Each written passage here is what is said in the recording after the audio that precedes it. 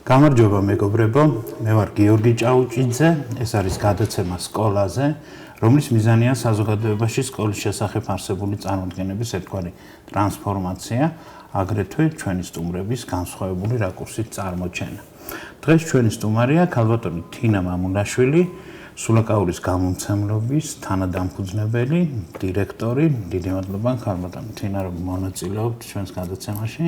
ვისაუბროთ თქვენი ბავშვობის სკოლის შესახებ, რა მოგონებები გამოყვათ იქიდან და ასევე რასაკვირველია მინდა რომ ერთ-ერთი გამჭოლი თემა ჩვენი გადაცემის იყოს წიგნიერება, წიგნები, ტექსტები, სახელმძღვანელოები, რომლის მიმართულებითაც დარწმუნებულება ბევრი გაქვთ სათქმელი. თავიდან მინდა გკითხოთ მე ვინც ვიცი დიდი მამულაშვილი, მიშა მამულაშვილის შესახებ თქვენ რა კავშირი გაქვთ და თუ შეგიძლიათ რომ გითხრათ რამე ამ ადამიანთან. გამარჯობა გიორგი, პირველ რიგში ძალიან დიდი მადლობა მოწვევისთვის. ეს ისეთი თემაა, რომელსაც დიდი სიამოვნებით დავთანხმდი, რა თქმა უნდა. რაც შეეხება მიხელ მამულაშვილს, მიშა მამულაშვილს, ჩემი დიდი პაპა იყო. და ცხეთაში ცნობილი მებაღე, რომლის ბაღში ვიზრდებოდი მე პირადად და ძალიან ბევრი არაჩვეულებრივი მოგონება მაკავშირებს ამ ბაღთან, რომელიც სამწუხაროდ დღეს ძალიან სავალალო მდგომარეობაშია, ჩვენს ოჯახს აღარ ეკუთვნის და გარე ბიძაშვილებს, რომლებიც სამწუხაროდ ვერ შეძლეს ბოლომდე ამ ბაღეს მოვლა, თუმცა არის რაღაც ძველი, ნაშთი ძველი დიდებისა შემორჩენილი, რაც ძალიან სამწუხაროა, იმიტომ რომ პირადად ჩვენთვის, ჩვენი ოჯახისთვის ეს ძალიან მტკივნეული თემაა. თუმცა მინდა ვთქვა, რომ ეს ბაღი იყო სრულიად ჯადოსნური, ახლა რა თქმა უნდა, თან პატარა ბავშვისთვის ეს იმდენად არაჩვეულებრივი სამყარო იყო, იმიტომ რომ გარდა იმისა, რომ თვითონ ბაღში უამრავი მცენარე იყო, რომელიც და ქმნიდა ესეთ პატარ-პატარა კომპოზიციებს, ისეთ ადგილებს, სადაც სხვა თუ არაფერი ადვილად მიმალებოდით ხოლმე. ასევე იყო ძალიან საინტერესო სათბური, რომელშიც ძალიან ბევრი ეგზოტიკური მცენარე იზრდებოდა. თვითონ დიდი პაპა გახსოვთ? არა, მე დავიბადე მისი გარდაცვალებიდან 1 წლის შემდეგ, მაგრამ მის შესახებ მოგონებები, მისი საქმის გაგრძელება და თვალსაჩინო, ეს ყველაფერი რაც ბაღში დატოვა, ეს პირადად მე მაგ გამოცდილი, რომ საკმაოდ დიდი ხანს ვატარებდი ბავშვობაში. ყვავილების ვირტუოზი და მეფე შეიძლება ასე ვიწოდოთ. ხო, იმ დროისთვის საქართველოში ერთ-ერთი გამორჩეული იყო იმ თვალსაზრისით, რომ არა მარტო ეს ბოტანიკური ბაღი არ იყო ჩვეულებრივი გაგებით, ეს იყო ბაღი, სადაც სხვადასხვა მცენარეები არაჩვეულებრივად მცენარეები იყო შერწყმული ერთმანეთთან და იყო ქვებით, ძველი ხის მორებით კომპოზიციები გაკეთებული და ყველასთვის საინტერესო იყო იქ მოხვედრა. ესე იგი ჩვენ თუ ყველანი ბავშვობიდან მოვდივართ, თქვენ შეიძლება კიდევ ვთქვათ, რომ ყვავილებიდან მოდიხართ. ხო, რაღაც გარკვეულწილად კი. გაგებით. კეთილი, დავიწყოთ აი თქვენი სკოლა, რომ გითხრათ, რომელი წლებია ეს და რომელ სკოლაში ან სკოლებში სწავლობდით? მე ვსწავლობდი 53 საშუალო სკოლაში, ივანე ჯავახიშვილის სახელობის სკოლა იყო. და საინტერესო ამბავი ის არის, რომ ჩემი ბებიები და ბაბუები იყვნენ მასწავლებლები და სკოლაში ცოტა ადრე შევედი, ანუ ადრე სკოლაში. ხო, იმიტომ რომ ჩვენ რო დავიწყე სწავლა 80 წელს შევედი, 90-ში დავასრულე. მაშინ იყო ჯერ კიდევ 0 კლასი და ეს 0 კლასი გამოვტოვე, იმიტომ რომ გავიარე 0 ხო და მე გამომატოვებინეს, იმიტომ რომ მივედით სკოლაში, აღმოჩნდა რომ ის რასაც გადიოდნენ ბავშვები, ფაქტობრივად მოსამზადება კლასში, ეს მასალა მე უკვე დაძრეული მქონდა ჩემი ბებიების და ბაბუების წყალობით, ანუ წერა კითხვა ანგარიში ვიცოდი უკვე და მით მახსოვს ახლაც ეს გასაუბრება. ნუნუ ჩხეიძე იყო ჩემი პირველი დამლეკებელი. ძალიან ესეთი წარმოსადეგი ქალბატონი, ესეთი როგორ გითხრათ, შიშის ზარს ცემდა მეთქი შეიძლება არასწორად თქვა, მაგრამ პატარა ბავშვისთვის რაღაცა აი როგორც ძალიან დიდი ფიგურა, ესე მახსოვს თვალნათლი რამდენი წლის წინდელი ამბავია და გასაუბრებაზე რომ მივედი, რაღაცები გამომკითხა და ესე თქვა რომ ცოდოა ეს 0 კლასის და პირველად დამსვეს პირველ კლასში და ჩემ კლასელებთან შედარებით პატარა ვიყავი ასაკით. და ამის გამო რამე ხომ არ გიგძნიათ მერე უკვე ამ დისკომფორტი. არა, პირიქით. ძალიან კარგი იყო. იმ თვალსაზრისით, რომ ბევრი რაღაც მოასწარი. ბებიები და ბაბუები და თქვენს ოჯახზე გითხარით 1980 წელია საცხოვრობთ როგორ ცხოვრობთ ვინ გყავთ ოჯახის წევრები მშობლები და ორი ძმა ტყუპები ჩემზე უმცროსები იყვნენ და რა კიტყუპები იყვნენ და თან პატარა სხვაობა იყო ჩვენ შორის ხშირად მატარებდი ხოლმე ბებიასთან და ბაბუასთან მაგზავნიდან ისინი გორში ცხოვრობდნენ და როგორც გითხარით ბებიაც და ბაბუაც დედის მხრიდანაც პედაგოგები იყვნენ მათ შორის ბაბუა სკოლის დირექტორი იყო და მამა ჩემის დედა და დეიდაც მასწავლებლები იყვნენ მამა ჩემის დეიდის სახელი მქვია თინა და ის 24 სკოლის დირექტორის მოადგილე იყო და ამ გარემოში ცხადია ახლა პირველი შვილი ხავი ამათთვის და ყველა ცდილობდა ჩემს ბევრს მიკითხავდნენ ბავშვობიდან მასწავლიდნენ და ბაბუა იყო ძალიან მკაცრი გორის სკოლის დირექტორი იყო და მახსოვს მე და ჩემმა ბიძაშვილმა ვნახეთ მის საწერ-მაგიდასში ძველი ჟურნალები სკოლის ჟურნალები მათემატიკას ასწავლიდა და მოსწავლეებისთვის ნიშნები ესე ქონდა განაწილებული. ერთიანები, უფრო ბევრს, ორიანები, სამიანები და ზოგიერთს ქონდა ოთხიანი, ხუთიანი არავის არ ქონდა. ხოთა ძალიან მკაცრი მასწავლებელი იყო და ხო წარმოიდგინეთ ის მასწავლე და მე მათემატიკას და ძალიან აქტიურად იყო ჩართული, ასე ვთქვათ, ჩემს განათლებაში. ანუ ესე იგი შეიძლება ითქვას რომ მომზადებული სკოლა ბაღში თუ დადიოდით ან თუ გაქვთ ეს კი როგორ არა ბაღში დავდივართ ძალიან კარგად ბაღი ძალიან კარგად მახსოვს მართალია ძალიან პატარა ვიყავი ახლა ყველაფერი არ მახსოვს მაგრამ არაჩვეულებრივი მასწავლებელი ყავდა ჩემისგან ვიცი რომ პირველად მივიყვანეს საჯარო ბაღში და ძალიან ავად გავხდი. მაშინ სხვა ბაღები იყო? და კერძო ბაღში გადამოყვანეს შემდეგ, იმიტომ რომ ახლა იქ ძალიან თორსე მძიმე ფორმით ფილტვების ანთება დამემართა და ამიტომ მე აღარც უცდიათ იმ ბაღში დაბრუნება ჩემი. და შესაბამისად მიმიყვანეს კერძო ბაღში. ეს ბაღი იყო არაჩვეულებრივი, ძალიან კარგი აღზრდელი ყავდა და ძალიან ბევრი რაღაცას გვასწავლიდა. რამდენიმე ბაღალს დღესაც ვიცნობ სხვათა შორის სკოლაშიც ხომ არ გაგიგზელებია? კი, სკოლაშიც გავაგრძელეთ, მე ერთ კლასშიც ვიყავით და ასე რომ ხონდა ურთიერთობა. ესე იგი 53 მაყურებელმა შეიძლება იცის, მაგრამ მაინც ვთქვათ, ვაკეში მდებარეობს, ხო? არნოლდ ვერაზე. ვერაზე. და ეს არის ერთ-ერთი რაღაცნაირი რა გამორჩეული, მაშინ დელი გაგებითაც პრესტიჟული, სხვა დონე თუ სხვა კრიტერიუმები აქვს შეიძლება ასეთ სკოლას. ხო, სწორად ახსოვთ თქვენ ამ სკოლიდან მესამე სტუმარი ბრძანდებით ჩვენს გადაცემაში. ხო და აქედან ვიცით რომ ახლა მე ასე ცხადია ამ თბილისის სკოლების მით უმეტეს წარსულში ეს რანგი და რამე. ხო, ითვლებოდა, იმიტომ რომ ქალაქის ცენტრში მდებარეობდა, ჩვენი სკოლა იმით იყო გამორჩეული, რომ ინგლისურს სწავლობდით მეორე კლასიდან. ძალიან მკაცრი დირექტორი ყავდა, ამარა მარგველაშვილი. და აზანზარებდა მთელს სკოლას. თქვენ გეკუთვნოდათ ტერიტორიულად ამ სკოლაში მისვლა და ხო, თუმცა როგორც ვიცი ხდებოდა ხოლმე რაღაც რომ ამ სკოლაში მოხვედრილიყო. ხო, ახლოს ცხოვრობდით საკმაოდ, ახლა ჩემი კლასელებიც ერთ ქუჩაზე ცხოვრობდით და ეს ხშირად სამ პატარები ვიყავით, ერთად მივდიოდით ხოლმე. ცხადია ეს ერთ-ერთი თემაა ჩვენი წიგნები და ახსენეთ კიდეც. მოდი რომ გაიხსენოთ თქვენი პირველი შეხება რა გახსოვთ, რა წიგნი გახსოვთ, ან რა სიტუაცია გახსოვთ, როდესაც წიგნებს გიკითხავდნენ, ხო, რა თქმა უნდა მახსოვს, რამდენიმე რაღაც მახსოვს, მათ შორის სკოლამდელი პერიოდიდანაც.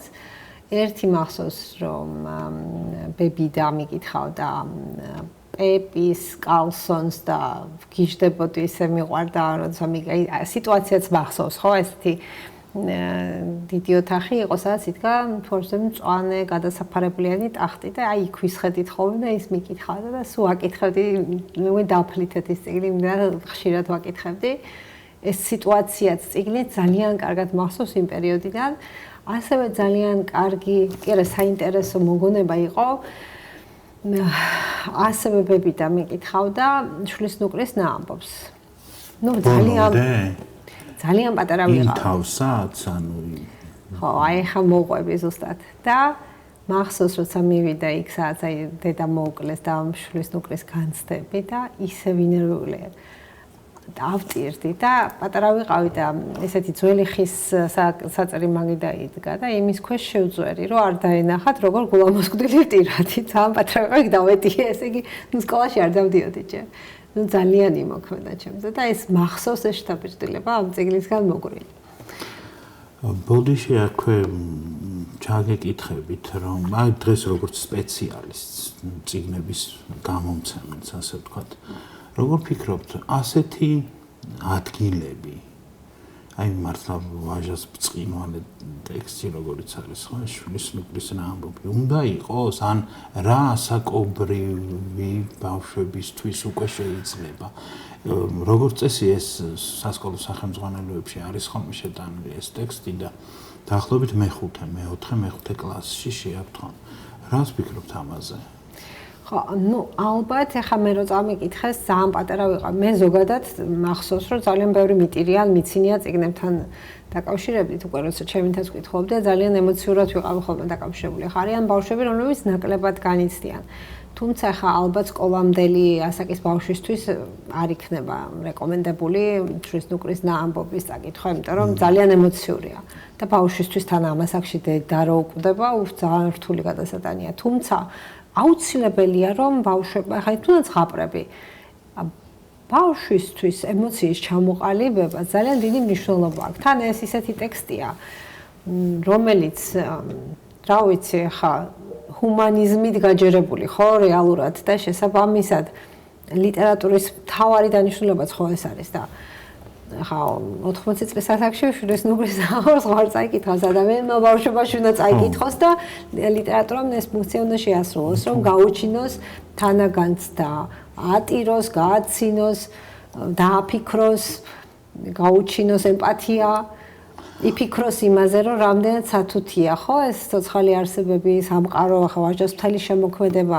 მარტო ცხოველებთან დაკავშირებით ხომ არ არის, მცენარესაც სულიერად მიიჩნევს და ეს იმდენად დიდი რამ არის, მე არ ვიცი, რომელი ქვეყნის ლიტერატურაში იქნებოდა ესეთი სხვაგან ესეთი შედევრები, სადაც ამ დონეზე არის ადამიანის და ბუნების კავშირი და ბუნებასთან დაკავშირებით ადამიანს უჩენს აფიქრებს და მიუხედავად ამისა ძალიან ცუდ მდგომარეობაშია ჩვენი ბუნება და ვისურვებდი რომ უფრო კარგად გაგვეაზრებინა და გვეფიქრა ეკოლოგიაზე თუნდაც, იმიტომ რომ არც ისე სახარბიელო მდგომარეობაში, სადაც არ უნდა გახვიდე თბილისს, ოდნავ გაცდებით თუ არა ტყეები, რომელიც ულამაზესი ტყეებია, ნაგვით არის ხოლმე სავსე სამწუხაროდ. ბატონო, ხო, ეგ ერთ-ერთი პატარა პრობლემაა ეს, მილიონი სხვა არის კიდე. სხვათა შორის, ხო, მე პატრონი არ ყავს, ხო, რამდენადაც ვიცი ხოლმე, ტყე რატომაც ვიღაცას წარმოუდგენია, რომ ვიღაცამ ყველამ უნდა შევინახოთ და დავიცვათ და გიხედავთ როგორ გამოდის. ეს ადამიანების შეგნებაზეც არის დამოკიდებული, ახლა ის რომ არ უნდა დაანაგვიანო, არ უნდა მოჭრა უკანონოდ, არ უნდა ინადირო, როცა არ არის სეზონი, უნდა გაუფრთხილდე. ეს არის, რა ვიცი, ელემენტარული რაღაცა. უბრალოდ ძალიან ხშირად მე პირადად გული მიკვდება და დამილაგებია კიდეც ისეთ სიტუაციაში ყოფილა, რომ აი ადამიანები მიდიან პიკნიკზე და მერე ტოვებენ იქ ყველაფერს. ამაზე პირველ რიგში რა თქმა უნდა სკოლამ უნდა იზრუნოს, მშობლებმა უნდა იზრუნონ, მაგრამ თუ მშობელი ვერ ხვდება რა ხელმძღვანელობა აქვს იმას, რომ ბუნებას გაუფრთხილდა და ზიანი არ მიაყენო. არა მარტო ბუნებას, ყველა სხვა რაღაცას. ამაზე სკოლამ უნდა იზრუნოს. ხო, სხვა შორის ჩემთვის დღესაც რთულია იმ ტექსტის წაკითხვა, იმ ადგილის, რომ აი იმდენჯერ მოაქვს ის ემოცია რაღაცა ის. აი ხომდებოდეთ მართლა მიჭირს ხოლმე წაკითხვა. არა და უფროსებისთვისაც კარგი ტექსტია ის, კარგი საკითხავი. შეკუმტრუშდა დედაჩემი, შევკუმტრუშდი მეც, ხო რა. არჩევნები. ხო, აი ეს ემოცია. სხვა წიგნები, ესე იგი ლინდგრენიდანაც მოდიხართ თქვენ როგორ მე მინდა რომ ლინდგრენზე მოგვიყვეთ რა. ხო, ანუ შეკითხვა ისწავლეთ სკოლამდე შესვლის პროცესში. ეს ხო, ეს მომენტი, ანუ როგორ ხო არ გახსოვს. ხო, ერთ-ერთი კიდე საყვარელი წიგნი, რომელსაც ბებია მეკითხავდა უკვე იყო, ყველაფერი ყირამალა.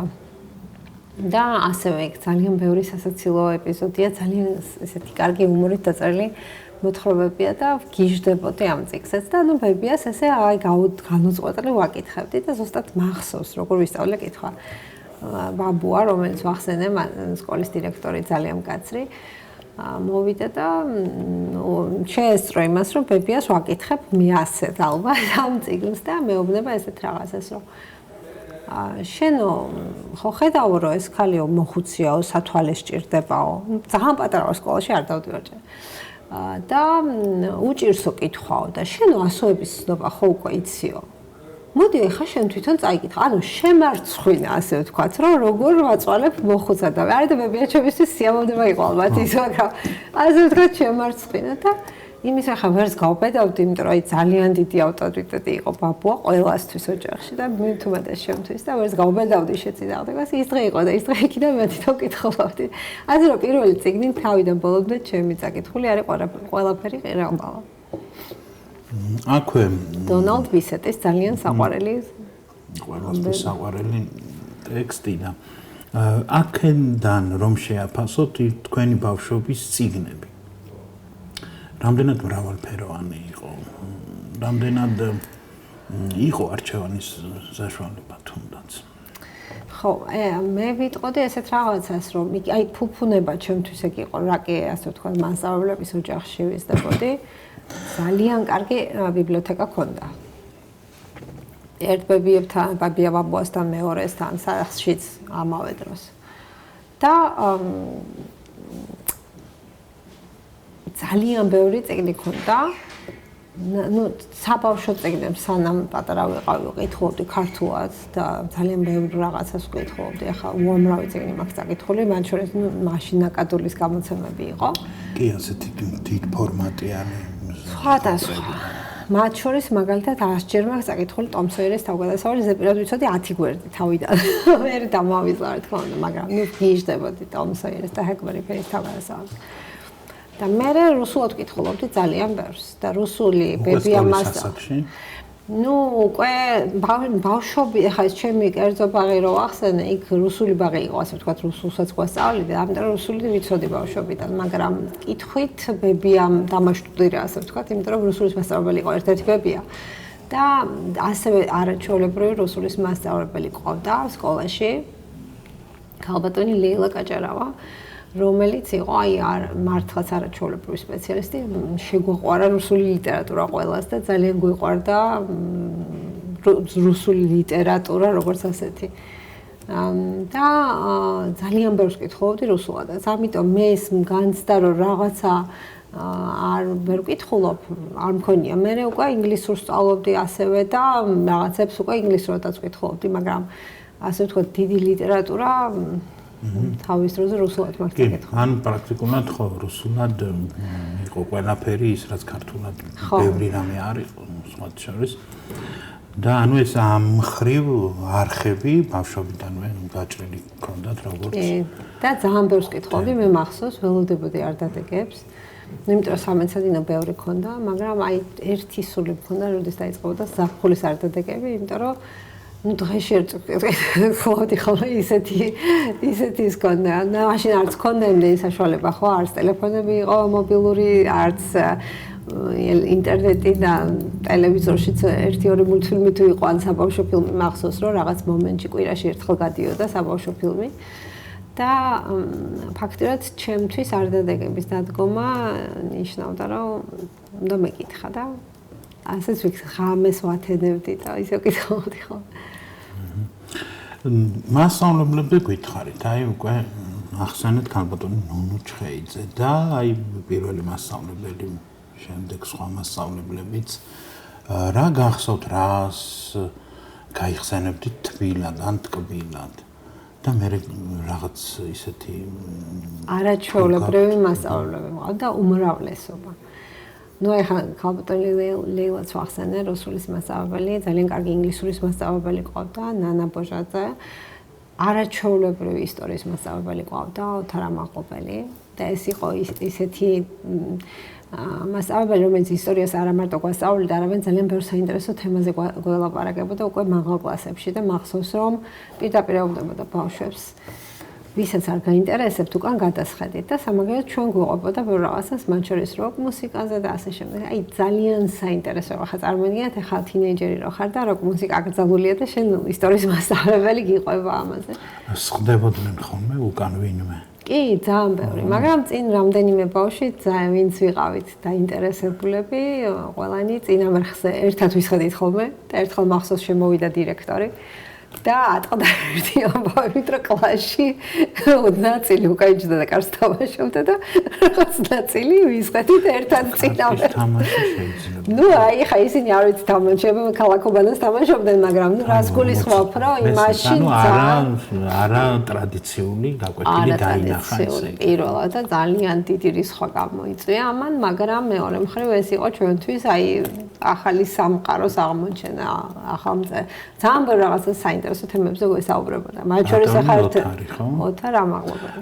როგორი პერსონაჟი იყო, რომ გითხრათ კიდე რამე შტრიხი, ანუ რამდენად ალბათ სხვა წინააღმდეგობების გადალახვაც მოუწევდა ხოლმე მასეთ მასწავლებელს, განსხვავებულს, რომელიც არ ღვევდა იმ გახსოვთ მაშინ 2 წუთი უნდა დაგეთმო გაკვეთილის გამო რაღაცისთვის და ასე შემდეგ და თვითონ პიროვნულად როგორი იყო? ნუ თვითონ როგორც ისტორიკოსი იყო ძალიან მაღალი კომპეტენციის და როგორც მასწავლებელი, იმიტომ რომ ისტორია ძალიან კარგად გვასწავლა. თავისი მეთოდი ჰქონდა. აი რაღაცები დღემდე მახსოვს ახლა მაგალითად, რაღაც თარიღებიც კი, იმიტომ რომ თარიღებს ისე მშრალად არ გვამახსოვრებინებდა, ხო, გვეუბნებოდა რომ ეს აი ესეთი მნიშვნელოვანი თარიღი ამასთან. და ძალიან ბევრი რაღაცა ძალიან საინტერესოდ გვასწავლა. და ზუსტად ეს მეტყველებს მის პიროვნებაზე, რომ ძალიან ფართო ჰორიზონტი ჰქონდა და კითხულობდა თანამედროვე ლიტერატურას, უსმენდა მუსიკას და რაც მთავარია ჩვენ გვიზიარებდა და არ ერიდებოდა იმას, ახლა მაშინ კი იყო ეგრეთ წოდებული 20 წელი თუ არ ვიცი, უკვე საბჭოთა კავშირის ეპოქა უკვე მაგ ხო, გარდაქმნა იყო დაწყებული და ახლა ესეთი სიმკაცრე არ იყო როგორც ალბათ ადრე, მაგრამ ის რომ აი ასეთი, ანუ თავის ატარა ჯგუფი მოსწავლეებს ხდებოდა, ახლა ჩვენ კლასში 40-ნი ვიყავით, ახლა 40 ადამიანი ერთნაირად დაინტერესებული ვერ იქნებოდა ამ თემებით და ხდებოდა ამას და ასე ვთქვათ ამბობდა, ანუ ცდილობდა რომ იმ პატარა ნაწილისთვის მაინც ვისაც დიდი ინტერესი ჰქონდა სხვა თემების მიმართ ის თავისი ცოდნა, ასე ვთქვათ, კლასგარეშე ცოდნა, რომელიც მას სულაც არ ავალდებულებდა არავინ, ის მაქსიმალურად მოეცადა. ამავე დროს იყო ძალიან მკაცრი გამოცდაზე. და ეს ანუ კარგი ბალანსი ქონდა მოძებნილი, რომ თან ცოდნა მოეცა, რაც თავისაგან სჭირდებოდა და ამავე დროს ჩვენი ჰორიზონტი გაეფართოვებინა. რადგან მოიტანა საუბარმა ახსენეთ თქვენ მეთოდი ისტორიის სწავლების და არ მინდა რომ ასე უფრო არ ჩაგეკითხოთ და რამე ხომ არ გახსენდებათ ან ხომ არ გიფიქრიათ ამ მეთოდზე? ნუ რაც მახსოვს, ახლა დეტალურად შეიძლება არასწორად მახსოვს, მაგრამ მაგალითად ესეთ რაღაცას აი გვიყვებოდა სიტყვაზე კონსტანტინოპოლის დაცემაზე, ხო? სპეციალური რვეულები ქონდა ისტორიაში. აი ისტორიაში რვეული არავის არ ქონდა, როგორც მე ვიცი სხვა სკოლებიდან და ჩვენ ქონდა რვეული, სადაც ვიწერდით ამ თარიღებს. ამ ცხრილის სახით ვადგენდით. ამ თარიღის გასწვრივ რა მოვლენა მოხდა, რა იყო აქ მნიშვნელოვანი და რაღაცა ესეთი ვთქვათ კომენტარის სახით. ანუ პრაქტიკულად ესეთი კონსპექტებს ვადგენდით, ოღონდ თარიღებიდან გამომდინარე, ან იმ თემიდან გამომდინარე. უფრო თარიღების მიუყვებოდი და მე ადვილად გვამახსოვრდებოდა და შესაბამისად ისტორია ძალიან კარგად ვიცოდი თავის დროს. ეხლა უკვე მოვიკოჭლებ არსებითად, მაგრამ მაშინ ძალიან მახსოვს, რომ ეს კი არა გამოცდაზეც რო გავედით, რა ვიცი, 2 წუთში გამომიშვეს, იმიტომ რომ რაც დასოყით ხო ყველაფერზე მასახებაში მე ვიცოდი. რას სწავლობდით კარგად? ან რას არ სწავლობდით, არ გაინტერესებდათ, მაგრამ მაინც სწავლობდით და ასე. საგნები რომ გაიხსენოთ თქვენი მოსწრება, ასე ვთქვათ, აკადემიური მიმართულებით სკოლაში. საკმაოდ კარგად სწავლობდი ყველა საკანს.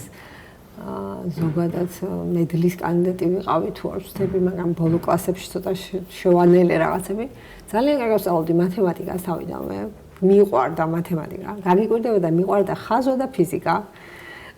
ხო უცნაური, მაგრამ მიყვარდა. რატო უცნაური? ნუ არ უყვარს უმრავლესობას, გონია რომ ფილოლოგია და ნუ ისტორია გითხარით, რუსული მიყვარდა, ინგლისური ძალიან, ქართული, არაჩვეულებრივი მასწავლებელი ყავდა ქართულშიც.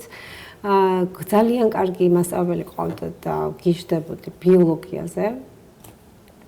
ძალიან კარგად ვსწავლობდი და მაინტერესებდა. აი ერთადერთი რასაც დიდად გულს ვერ უდევდი იყო ქიმია და გეოგრაფია და ალბათ იმიტომ რომ ეს ორი საგანი ნაკლებად მიყვარდა მიუხედავად რომ გეოგრაფია არაჩვეულებრივად საინტერესო ორივე ქიმიას და ისიც აი ამ მე მგონი იმას ვიტყვი რომ ის პედაგოგებთან ან არასწორი პედაგოგები შეხვდნენ ან ამ პედაგოგებმა ვერ მოახერხეს ჩვენი დაინტერესება. მე დავიცავ ახლა თქვენი ქიმიის მასწავლებელს თუ შეიძლება. რაღაცნაირად რომ წარმოვიდგინოთ. და საერთოდ რა ვფიქრობ, იცით რომ ზოგადად ბავშვების უმრავლესობა და საერთოდ ადამიანების უმრავლესობა ამდენ რამეს ვერ სწავლობენ. შეუძლებელია, იმიტომ კი არა რომ რაღაც არ ვეხებ რამე გონებრივ რაღაც ხარისხზე კი არ ლაპარაკობ. როგორც წესი ჩვეულებრივი ადამიანისთვის ამდენი რამის, როგორც თქვენ ახლა აი საუბრობთ აი გულიდან რომ აი გიყვარდათ ის გაინტერესებდათ ხომ შეუძლებელია 20 რამე ისწავლო 100 ადამიანმა ხო თანაბრად კარგად ვერ ისწავლა თქო ხო და შესაბამისად უბრალოდ მეტი სივრცეც აღარ რჩება ადამიანს და დარჩება რაღაცა საგანი და მე მასწავლებლებს გვაბრალებენ ხო რა ვიცი არა ზოგადად ცნობის მოყარე ბავშვი ვიყავ მე ძალიან ვცდილობდი რომ მე ქიმიისთვის რამე გამეგო მაგრამ ხო არ ვიცი შეიძლება ჩემი ბრალიც იყო მაგრამ ზოგადად აი მე მახსოვს მე მივხვდი კარგი ქიმიის მასწავლებელი რას აკეთებდეს უნდა გავიცანი ადამიანი რომელიც აღმოჩნდა რომ ერთ-ერთი საუკეთესო ქიმიის მასწავლებელი იყო საქართველოში და ბავშვებს ეგრევე აინტერესებდა რითი ისეთ სტეპს უტარებდა ჩვენს გქონდა სკოლაში ყველანაირი ლაბორატორია ამის შესაძლებლობა იყო ტექნიკური და ეს უტარებდა ისეთ სტეპს სხვა მასწავლებელზე ლაპარაკობ რომელიც ბავშვებს აჯადოებდა მაშინვე და ყველას უნდა და გაიგო რა იყო ამ რა მექანიზმი იყო აი ამ ჯადოქრობის მიღმა და შესაბამისად მაშინ მივხვდი რომ ახლა ჩვენი მასწავლებელი რაღაც აი უღიმღა მოცდებს ატარებდა თუ ატარებდა ან ძალიან ისე ფორმულებით გველაპარაკებოდა სკოლაში კი რაღაც ფორმულები უნდა ისწავლო რა თქმა უნდა ადამიანმა მაგრამ და იცოდე რომ H2O წყალია და თქვა რაღაც არა სხვა რამე მაგრამ მეორე მხრივ მარტო ფორმულებით გაჯერებული, გაკვეთილი ძალიან რთულია და აინტერესო მოზარდი ახლა მით უმეტეს ყველა ვიცით რომ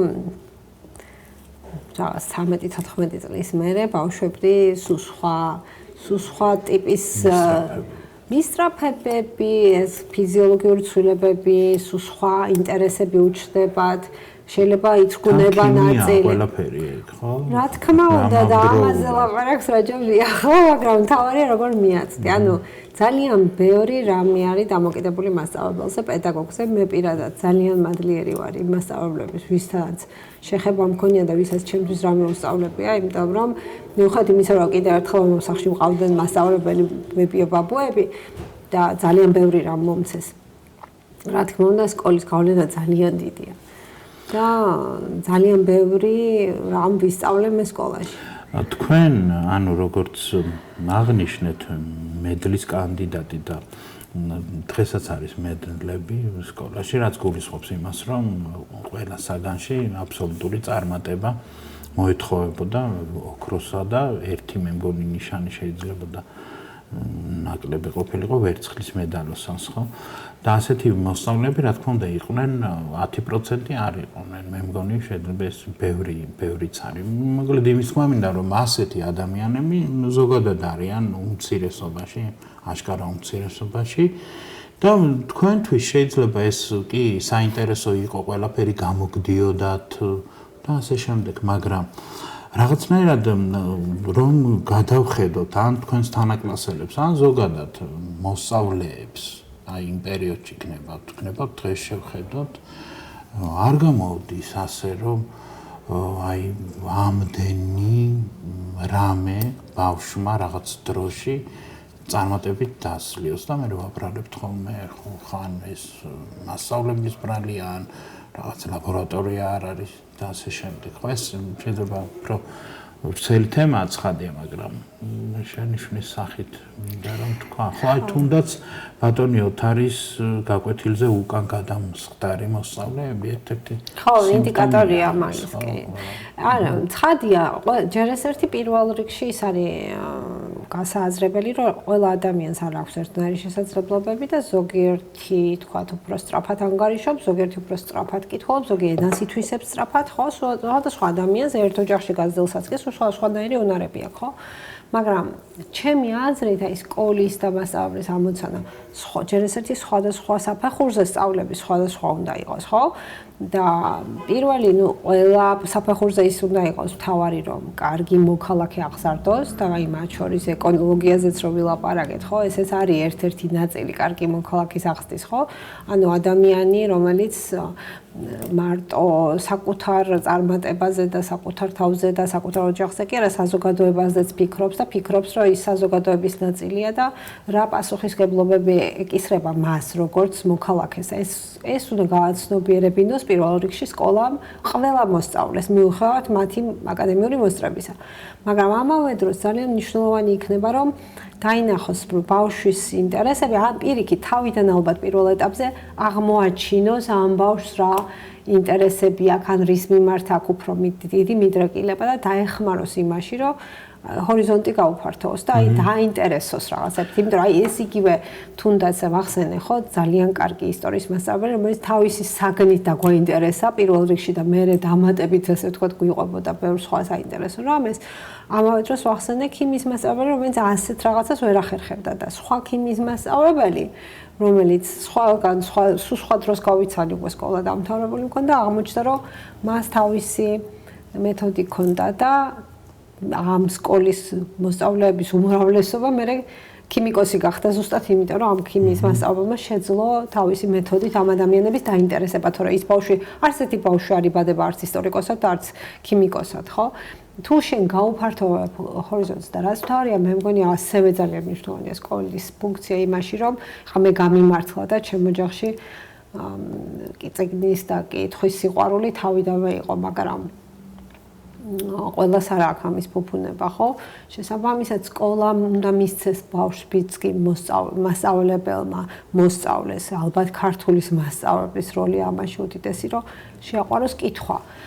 ჩემი ღრმარწმენით ადამიანი, რომელსაც კითხვა უყვარს და წიგნები უყვარს, ბევრად უფრო კარგი მოქალაქეც იქნება, უფრო წარმატებულიც იქნება, როგორც თავის პროფესიაში, ვიდრე ადამიანი, რომელსაც წიგნები არ აინტერესებს. ეს არ ნიშნავს აბსოლუტურ კორელაციას, მაგრამ მეტი შანსია, რომ კითხვის მოყვარული ადამიანი უფრო კულტურულიც იყოს, უფრო განათლებულიც იყოს და უფრო წარმატებულიც იყოს. და ნახეთ, მოდი რომ მოვიცვათ მათ შორის არაკულტურული და გაუნათლებელი ხალხიც პირობითად, რადგან ეს ცნებები ვახსენეთ.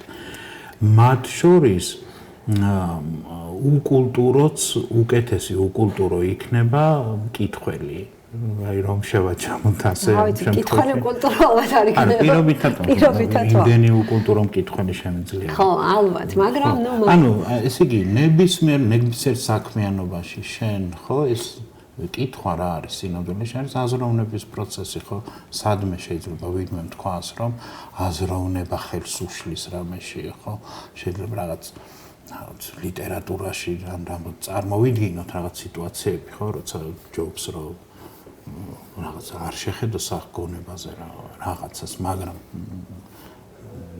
სინამდვილეში ხო აზროვნება ეხმარება ყველგან ყველას რა ვიცი მართლა და სხვა თუ არაფერი აი კითხვის ეხა მიუხედავად იმისა რომ უამრავი ტექნოლოგია გვაქვს ხო დღეს და განვითარდა ტექნოლოგიები საოცრად რა თქმა უნდა არის ნაწილი ადამიანების, რომელსაც მენით უფრო კარგად შეუძლია აღქმა.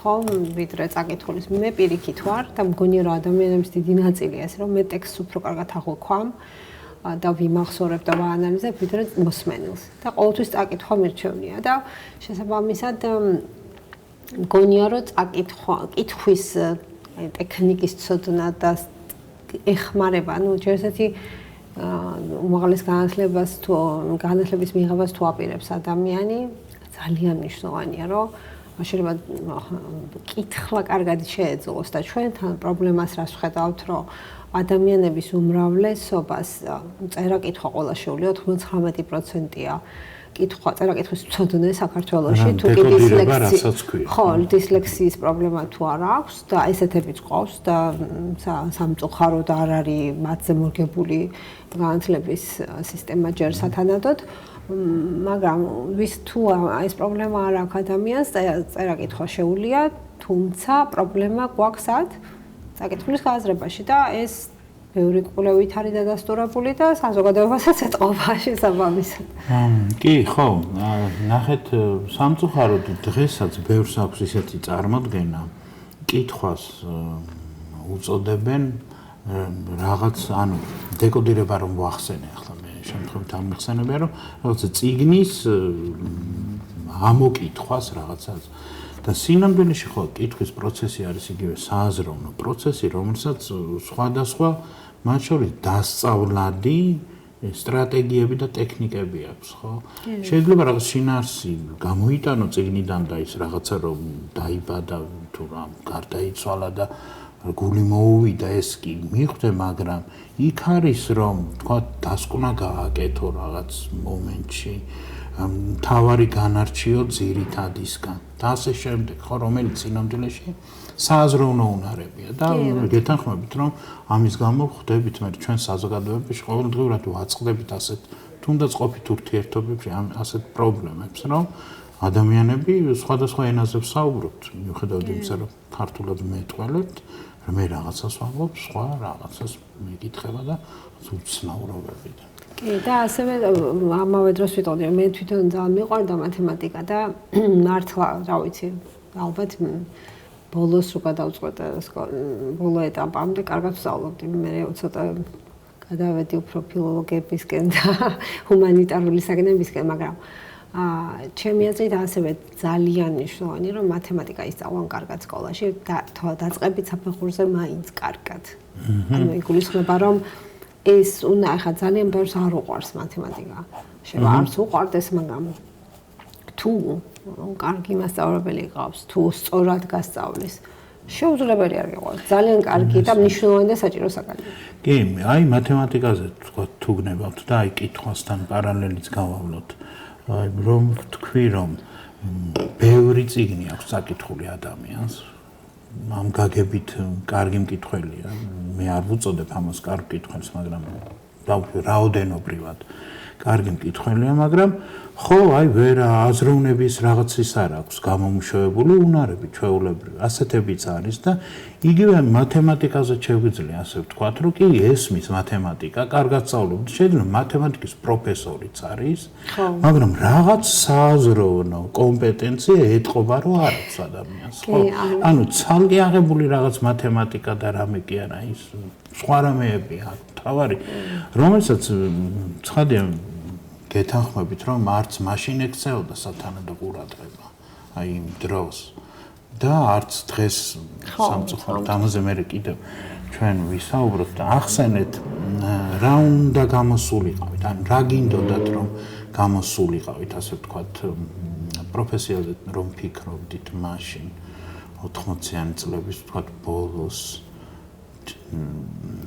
და რა გამოხდით? ან ხომ არ გქონიათ ყევები ან რაღაც ჩამოყალიბების პროცესი? არჩევანი დიდი მქონდა, იმიტომ რომ როგორც გითხარით ახლა საბუნებისმეტყველო საგნები მიყვარდა, მათ შორის ბიოლოგია და მათემატიკა და აი ჩემი ბაბუა მეუბნებოდა რომ შენგან ძალიან კარგი ექიმი გამოვა და იყო ეს საუბარი რომ რატო სამედიცინო რომ მიიღოს რაღაც არის მაგრამ მე იყო ის რომ აი კლასიკური ფილოლოგია თუ რაღაცა იყო ბევრი მსჯელობა ეხა, მაგრამ საბოლოო ჯამში მაინც მე გადავწყვიტე მიუხედავად იმისა, რომ ვინ რა სხვადასხვა ადამიანი სხვადასხვა რაღაცას მიჩნევდა და რატომღაც გადავწყვიტე და აღვასრულე კიდეც ჩავაბარე ჟურნალისტიკის ფაკულტეტზე და ძალიან საინტერესო პერიოდში მომიწია ჩაბარება. ჯერ ესეთი, ახლა ჩვენ სკოლას რომ ამთავრებდით 9 აპრილის თემა მაშინ იყო ეს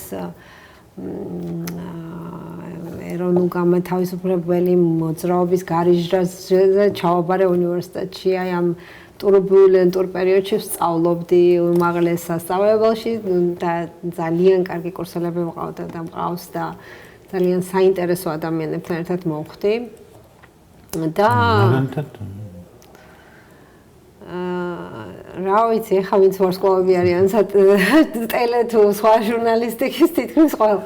აი, ირაკლი ტაბლიაშვილი ჩემი ჯგუფელია მაგალითად და ჩიკო გულედანი, რომელიც არ არის ჟურნალისტი, მაგრამ მუსიკოსია. რა ვიცი, ბევრია ესეთი რა, უამრავი ჩემი ჯგუფელი მე გაყვა ამ პროფესიას. მე აღარ გავყევი, თუმცა თავიდან ტელევიზიაში მუშაობდი. და ხო, თავიდან მეორე არხზე მუშაობდი.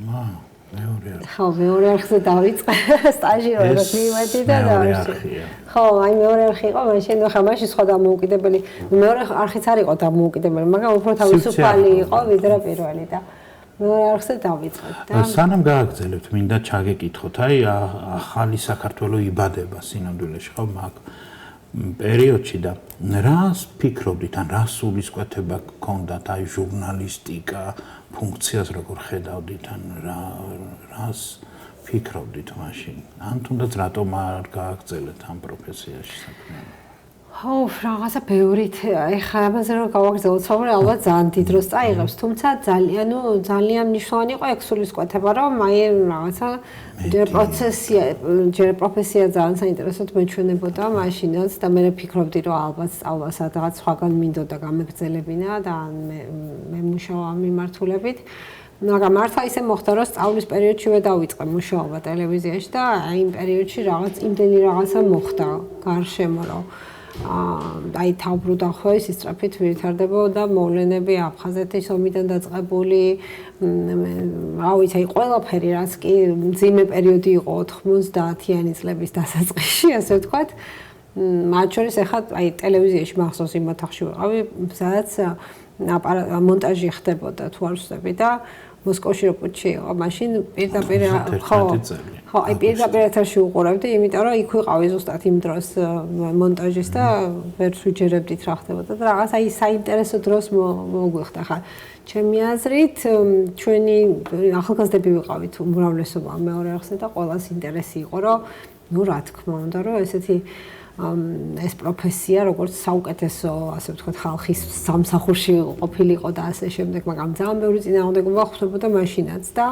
მე მივხვდი რომ მე უფრო მაინტერესებდა ასე ვთქვათ ანალიტიკური მიმართულება თავიდან მაგ მიმართულებით როგორც რედაქტორი ისე ვიყავი მე ასე ვთქვათ რეპორტიორობაც ვცადე და დიდად არ მომეწონა და სწორედ მაგიტო წამოვედი რომ რეპორტიორობა მივხვდი რომ ჩემი საქმე არ არის ერთიც კიდევ ამ თემაზე და გადავიდეთ მე დაუბრუნდეთ ასე ვთქვათ საგანმანათლებლო მხარეს დღევანდელი ტელემედიით რამდენად კმაყოფილი ხართ?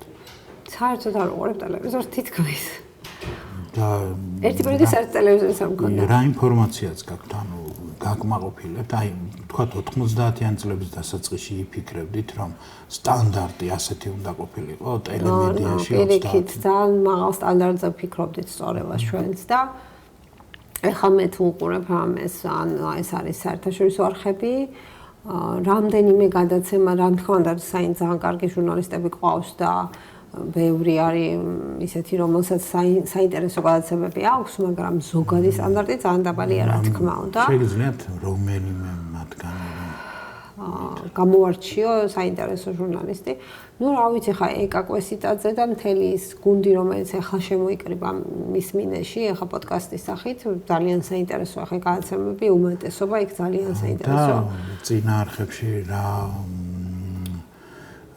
პროდუქტსაც ქმნიდნენ მოგწონდათ თქვენ ну, უმრავლესობა იყო, ანუ ძირითადად ანალიტიკური გადაცემები იყო და შესაბამისად, ხო, ნიუსების თვალსაზრისითაც ალბათ ძალიან ბევრი რაღაცა არის დასახვეწი და უფრო მეტად ეხლა მე ვკითხულობ ან ვუსმენ და ნაკლებად უყურებ. სხვა შორის მოსმენაზე მინდოდა მე თქვა თქვენ ახსენეთ გამიჯნეთ კითხვა და მოსმენა. და სამწუხაროდ არც მაშინ სკოლაში და არც დღეს მოსმენის კულტურას, მოსმენის სტრატეგიებს თუ გნებავთ, არ ექცევა ყურადღება. მე მგონი საერთოდ არ ექცევა. უგულებელ ყოფილი. თუ არ ჩავთვლით უცხოენების ისიც რაღაც, ხო რაღაც მოსასმენი ტექსტების შეთავაზება და არადა დღეს საზოგადოებაში ადამიანებს მოსმენა უწევთ, ხო, უმეტესად, ვიდრე თქვა თუნდაც ან პრესის საკითხვა და ასე შემდეგ. სად არის პრესა, თორე? ხო, და ამიტომ შეიძლება ამასაც რაღაც თავისი მიზეზი იყოს ეს გარკვეულწილად, თავისი წილი ჰქონდეს, რომ ჩვენ გვიჭირს მოსმენელის გაგება საერთოდ. საკითხული სხვა ერთია კიდე, სადაც გვამეცადინებდნენ და გვავარჯიშებდნენ და თქვენ წარმოიდგინეთ ჩვენ რომ ვინმე მოსმენელის გააზრებაში რომ გადაგვამოწმონ, ხო? ხო ეს ის ახლა რაღაც. ხო. ალბათ სხვა იქ საჭიროა სხვა. კი, რა თქმა უნდა, სხვა უნარია, კი. კი. და ამასაც ის თავისი სტრატეგიები და ტექნიკები აქვს, რომ ის გაიწაფოს და ადეკვატური მსმენელი თუნდაც ან რა ვიცი, მოპასუხეთ გახდეს ადამიანი. ესე იგი, ჟურნალისტიკიდან წამოსვლის შემდეგ და მოდი მივიდეთ გამომცემლობის დაფუძნებამდე. სულაკაურის გამომცემლობის თანადამფუძნებელი და გითხარით, აბა როგორ ხდება, რატომ, რა გადაწყვიტეთ და როგორ ხედავდით და მე თან გავაგრძელოთ დღევანდელობამდეც მოვიდეთ. ძალიან დიდი გადაცემა გამოგვივა ჩემი აზრით. საინტერესოა. მადლობა. ხო, ну, პირველად ასე ვთქვათ, შემდეგ წელს ალბათ გახდება 30 წელი, რაც საგამომცემლო სფეროში ვარ. მოკლედ, როგორც გითხარით, ტელევიზიიდან წამოვედი, იმიტომ რომ მივხვდი, რომ რეპორტიერობა ჩემი საქმე არ არის და თან მაშინ დავოჯახდით მე და ბაკური და ბაკური იყო თანადამფუძნებელი დიოგენესი. თავის მეგობრებთან ერთად, ანუ ბაკურთან ერთად იყვნენ გია ქარჩხაძე, ოთარ ყარალაშვილი და თამარ ლებანიძე, რომელიც დღესაც დიოგენეს დირექტორია. მოკლედ ეს გამომცემლობა ჩამოყალიბდა ერთი მხრივ იქიდან გამომდინარე, რომ ბაკური იყო მთარგმნელი შვედურიდან, თარგმნა წიგნი, რომელიც ვეღარ გამოსცა, იმიტომ რომ გამომცემლობები აღარ ფუნქციონირებდნენ. გია ქარჩხაძე, ჯემალ ქარჩხაძის ვაჟია და იუპიტერის სინანული უნდა გამოეცა ახალი რომანი, პატარა ძალიან კარგი რომანი ჯემალ ქარჩხაძის და ეს ორი ადამიანი მოკლედ დაფიქრდა მეგობრები იყვნენ.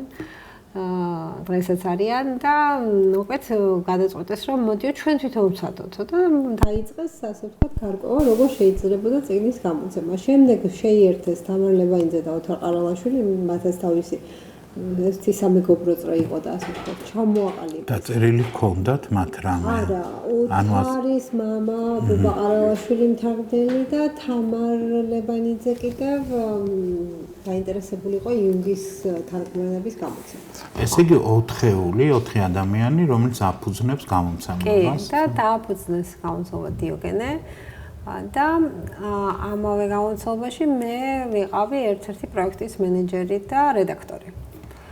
და მე ისე მოხდა რომ აღმოჩნდა რომ მართლაც 4-ვე სხვა ინტერესები აქვთ და ბაკური ცალკე გამოეყო და დავიწყეთ ასე ვთქვათ პრაქტიკულად ნულიდან რამდენიმე პროექტი წამოვიღეთ დიოგენედან და აი მათ შორის ის რომელსაც მე მუშაობდი მაშინ ვინ-ვინაა საქართველოში ესეთი ბიოგრაფიული ცნობარის რედაქტორიც ვიყავი. და მთავარი მენეჯერი თუ რაც ქვია, არ ვიცი, გამომცემელი ამ პროექტის და ის პროექტი 95-96 წლებით თარიღდება პირველი რომელიც გამოვეცით. მაშინ მე ვენ ჯერ კიდე დიოგენეში იყო ის გამომცემელი და მე უკვე რომ გამოვიყავით ეს პროექტიც წამოვიღეთ და გავაგრძელე მე პირადად. და ფაქტურად ნოლიდან დავიწყეთ თუ არ ჩავთვლით იმას, რომ ეს პროექტები რამდენიმე პროექტით დავიწყეთ და ძალიან ბევრი შრომა დაგვჭირდა აქამდე რომ მოვსულიყავით. მე რაღაც ხანი დეკრეტში ვიყავი და მე 90 18 წელს ანუ ბაკური ჯერ თავიდან დამოუკიდებლად აკეთებდა რაღაცებს, შემდეგ მე შევერთდი 18 წლიდან ზუსტად. და 19 წელს უკვე გამომცემლობა როგორც შეფასება ისე დავაფუძნებ და ჩვენი გამომცემლობა 30 ივნისს 26 წელს ხდება. ლოცავ წინასწარ, ლოცავ ტრანსაკვირველია, მეც როგორც ერთ-ერთ თქვენს ასე ვთქვათ, ავტორს სახელმძღვანელოებს გულისხმობ, ცხადია, მთელი გულით მოკლედ. დიდი მადლობა. და დიდ წარმატებასაც გისურვებ. ძალიან დიდი მადლობა. ვახსენე და სახელმძღვანელოების მიმართულებით, ახლა ჩვენი ამ გადაცემის ერთ-ერთი საკითხი თემა ნამდვილად არის სახელმძღვანელოები, არა მხოლოდ ამ გადაცემის აქტუალური ჩვენს განათლების სისტემაში სახელმძღვანელოები. ცხადია მე მაქვს ჩემი შეხედულება თქვენს ამ სახელმძღვანელოების ხარისხზე, თვითონ ტექნიკურადაც როგორ ხდება მისი წარმოება თუ შექმნა და ასე შემდეგ.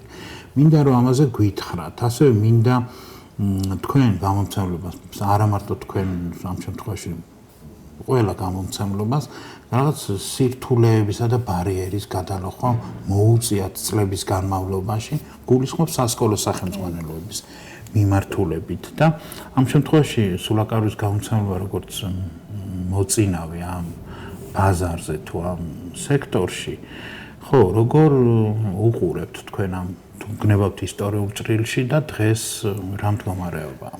ხო, ისტორიული თვალსაზრისით ძალიან საინტერესოა იქიდან გამომდინარე, რომ ჩვენ ვართ აი ამ სახელმძღვანელოების ბაზრის ჩამოყალიბებაში თავიდანვე ჩართულები. თვალსები იყო პირველად 99 წელი იყო, როდესაც დამკვიდრდა კონცეფცია, რომ განსხვავებით საბჭოთა სისტემისგან, როდესაც მხოლოდ ერთი სახელმძღვანელო იყო ბაზარზე, შემოსულიყო ალტერნატივა. მაშინ სოროსის ფონდი პროექტი იყო ერთ-ერთი საგანმანათლებლო მიმართულება და ზუსტად მათი დახმარებით და ინიცირებით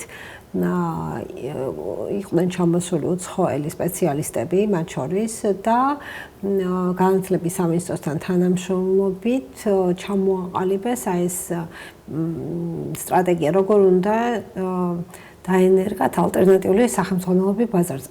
გაცრავთ ხო და მახსოვს რომ ასე ნაბიჯ-ნაბიჯ ახორციელებდა, იმიტომ რომ მაშინ საქართველოში არ იქნებოდა სახელმძღვანელოები გარდა ქართულისა და საქართველოს ისტორიისა თუ არ ვწდები. უმრავლესობა ითარგმნებოდა, კი და ხო, უმრავლესობა ითარგმნებოდა. და შესაბამისად არც ავტორებმა და არც გამომცემლებმა არ იცოდნენ თუ როგორ უნდა შეექმნათ კარგი სახელმძღვანელო და ზუსტად ამაში იყო ძალიან დიდი წვლილი სოროსის ფონდის ღია საზოგადოება საქართველოს ერქვა მაშინ, რომ მათ პირველ რიგში განათლების სამინისტროსთან ერთად მოიფიქრეს ის, რომ კონკურსი უნდა გამოეცხადებინათ სხვადასხვა სახელმძღვანელოზე და ამავე დროს რაღაც გარკვეული საბაზისო ცოდნა მიეცათ ავტორებისთვის და გამომცემლებისთვის იმისთვის, რომ მათ კარგად მოემზადებინათ სახელმძღვანელოები. თუმცა სანამ ეგ თუ არ ვწდები სოროსის ფონდი თავიდანვე იყო ჩართული, მაგრამ არ ვიცი ეს ტრენინგების ეტაპზე უკვე მთლიანად განათლების სამინისტრო იყო თუ მე მგონი ასე იყო უკვე. საინტერესო რა იყო, რომ ჩვენ ვცადეთ თავიდანვე კონკურსში მონაწილეობა, მიუხედავად იმისა, რომ ახალი დაფუძნებულები ვიყავით და სულ რამდენიმე წიგნი ჰქონდა გამოცემული, გადავწყვეტეთ, რომ გვეცადა ბედი და მახსოვს, რომ ჩვენი სახელმძღვანელო, ფიზიკის სახელმძღვანელო, ძალიან საინტერესო ავტორის მოამზადეთ კონკურსისთვის. ქართველი ავტორის? ქართველი ავტორის. ხო და პრობლემა ის იყო, რომ ამ კონკურსის ჟიურის დაკომპლექტება მთლიანად განათლების სამინისტროზე იყო მაშინ და მახსოვს, რომ დაგვიწუნეს ეს სახელმძღვანელო და ერთ-ერთი მთავარი მიზეზი იყო ის, რომ ცოტა ფორმულა და ბევრი ილუსტრაცია იყო წიგნში. თუმცა შემდეგ წლებში უკვე როდესაც განათლების სამინისტრომ გამოაცხადა გრიფირება და ასე შემდეგ, უკვე ახალი სპეციალისტები მოიწვიეს და მათ დაიწყეს ხალხის დატრენინგება, ცალკე გამომცემლებისთვის, ცალკე რედაქტორების, ცალკე დიზაინერების და ცალკე ავტორების. მახსოვს, რომ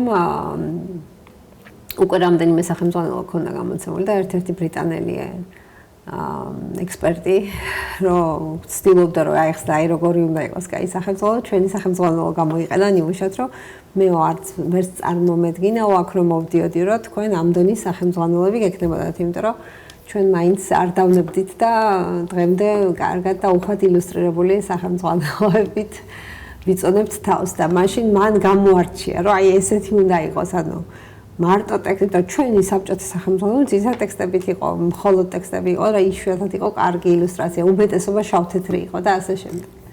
და თქვენ გვერდულად გადახედეთ წარმომადგენლებს, ხო? სხვა შორის მინდა ტექსტებზე გითხრათ, ასევე ჩემი შეხედულება, ცხადია არ განვიხილავ არც ერთ კონკრეტულ სახელმძღვანელს, მაგრამ ზოგადად მიმაჩნია, რომ ტექსტები არის ერთ-ერთი ჩავარდნა ჩვენი განათლების სისტემაში. ამ შემთხვევაში საინფორმაციო ტექსტებს გულისხმობ, ქიმია, ისტორია, გეოგრაფია და ასე შემდეგ, ის რომ სახელმძღვანელო ტექსტებით არის სავსე, რაც არ უნდა ილუსტრირებული იყოს, ცხადია, რომ იქ წამყვანი ძალა აქვს ტექსტს. და არ ვიცი, რამდენად ჭახედ ვიტყვი, მაგრამ ჩვენ გვჭირდება კიდე რაღაცების სწავლა, რომ ეს ტექსტები დაყვანილი იქნეს ადეკვატურობამდე, არა მხოლოდ მოცულობით, აი შინაარსობრივ, სტრუქტურულ ადეკვატურობამდე, ხო? იმიტომ რომ აი ჩვენ მე ამ ბავშვებს ვაძლევთ ამას და საიდუმლოდ რომ თქვა ჩვენთვის, ხო? ესე იგი, ისეთი ტექსტების გააზრებას ვთხოვთ და დასწავლოთ ვთხოვთ ბავშვებს, საიდანაც უბრალოდ აზრის გამოტანა შეუძლებელია. იმიტომ კი არა რომ შეიძლება შინაარსი არ იყოს მასში, მაგრამ ხას უსვამამა სტრუქტურას ტექსტის ტიპი აქვს, ხო, სხვადასხვა ტიპის საინფორმაციო ტექსტი არსებობს, უბრალოდ ამ ტიპების გარდა სხვანაირი ტექსტის საკითხვა არ შეიძლება, აი რომ იგივე რომ თხოვოთ ჩვენ ექსპერტებს ამ საქმის, ისინი თქვენ რომ არ შეიძლება ეს ტექსტი რომ არათუ ბავშვს ზოგადად სადმე დაიბეჭდოს, ხო? და ამ მიმართულებით ზოგადად გვჭირდება ჩვენ და განსაკუთრებით თქვენთან იმიტომ მინდა რომ ეს აღნიშნოთ, რომ თქვენ შეგიძლიათ ეს და ცხადია ამ მიმართულებით რომ აი იმ ვიმუშაოთ, ჩემ თავზეც ვიტყვით უგნებავთ ავტორებმა ბევრი, რათა ეს ხარისხი იქნას მიღწეული, ხო, რომ ადეკვატურობა ბოლოს აი გიორგი ძალიან საინტერესო და მტკივნეულ თემას შეეხება და დიდი მადლობა ამისათვის, იმიტომ რომ ეს ჩვენს ძალიან უგანერვებლებს, მაგრამ მან არის თავარი ორი რამ. ერთი რომ გამომცემლები და ავტორები ამ ტექსტებს ქმნიან პრაქტიკულად რეალურად რომ ვთქვათ იმ სტანდარტის მიხედვით, რომელიც მუშავდება სამინისტროში, ხო? გრიფირების პროცესი, რომელიც უბრალოდ სულ თავიდან რომ გავყვეთ, ხო, ახლა ეს პირველი ალტერნატიული სახელმძღვანელოები შეიქმნა ასე თუ ისე, მაგრამ შემდეგი ეტაპი უკვე განათლების რეფორმასთან ერთად იყო ის, რომ დაიწყო გრიფირების პროცესი და არა ერთი ან ორი ალტერნატივა, არა რამდენიმე ალტერნატივის სკოლაში დაშვებას გულისხმობდა, ხო? და ეს პროცესი მაშინდელი, აი როდესაც დაიწყო სულ პირველად ახალი სახელმძღვანელოების შექმნა რეფორმის კვალდაკვალ იყო უაღრესად საინტერესო და მოიაზრებდა მათ შორის პილოტირების ეტაპსაც. და მახსოვს, რომ ახლა გამომცემლები ძალიან აქტიურად ვიყავით ჩართულები ამ პროცესში და გრძნობდით თავს როგორც განათლების სამინისტროს პარტნიორებად და არა როგორც მათი ბრძანებლების ან გამოცემული ვთქვათ სტანდარტის მიმდევრებად თუ შემსრულებლებად, იმიტომ რომ პილოტირება გულისხმობდა როგორც სტანდარტის პილოტირებას, ისე სახელმძღვანელოების. ანუ ისინი ამბობდნენ, რომ მოდი ჩვენ ვქნით ახლა ახალ სასწავლო გეგმას. მიზნებს უსახავთ ჩვენ თავს, ხო? მიზანი კიდე ეს იყო, რომ როგორი უნდა იყოს მოქალაქე და რა განათლება უნდა მიიღოს მან სხვადასხვა საგანში სწავლების სხვადასხვა ეტაპზე. და შესაბამისად ააწყვეს სტანდარტი და გვეუბნებოდა, რომ მოდი ჩვენ სტანდარტსაც გამოვცდით და თქვენ ამის მიხედვით შექმნილ სახელმძღვანელოებსაც გავუკეთებთ პილოტირებას. და პილოტირებაში ჩვენ ჩართულები ვიყავით ისე, რომ აბსოლუტურად უფასოდ ბეჭდავდი, ანუ უსასყიდლოდ ვაწვდი, ვამზადებდით. ეგზემპლარები. ხო, და ესაც წელი ეგზემპლარები იყო. რაც წინის თქვა ერთი სემესტრის საკმარისი რაოდენობა 1000-ობით ბეჭდავდით და ვაბარებდით სამინისტროს რომ მე მათ დაერიგებინათ სკოლებისთვის, საპილოტო სკოლებისთვის, ვინც იყო ეს სკოლები ჩართული პილოტირებაში. მე იღებდნენ მათგან ფიდბექს მასწავლებლებისგან და მოსწავლეებისგან. ამ ასე ვთქვათ, უკავშირის შემდეგ ჩვენ ვასწორებდით და თვითონ განათლების სამინისტროში ვინც მუშაობდა სტანდარტზე, ისინიც იმათაც შექონდათ ცვლილებები. ძალიან ძალიან შრომატევადი, საკმაოდ სერიოზულ დანახარჯებთან იყო დაკავშირებული, მაგრამ პროცესი იყო ისეთი, რომელშიც გრძნობდით, რამხელა მნიშვნელობა ენიჭებოდა თითოეული სახელმწიფოს ხარისხიერ შექმნას. ნუ რა თქმა უნდა, ბევრი რაღაცა ვისწავლეთ მე, მაგრამ მე რა მოხდა, რომ აი ეს დაირღვა, ეს მთელი მოვლენები მოხდა, ხო? მე გამომცემლებს ჩამოვართვეს სახელმძღვანელოები, დიდი ხანი არ ქონდა კომუნიკაცია საერთოდ განათლების სამინისტროსთან სანდრო ჯეჯელავას სასახელოდ უნდა ითქვას, რომ მან გადმოდგა ნაბიჯის შემდეგ და როცა ის იყო განათლების მინისტრი, მაშინ დაიწყო ხელახალი გრიფირების პროცესი და ისევ ჩაგვხდეს გამომცემლები ამ პროცესში, მაგრამ პილოტირება აღარასოდეს აღარ გამოცხადებულა.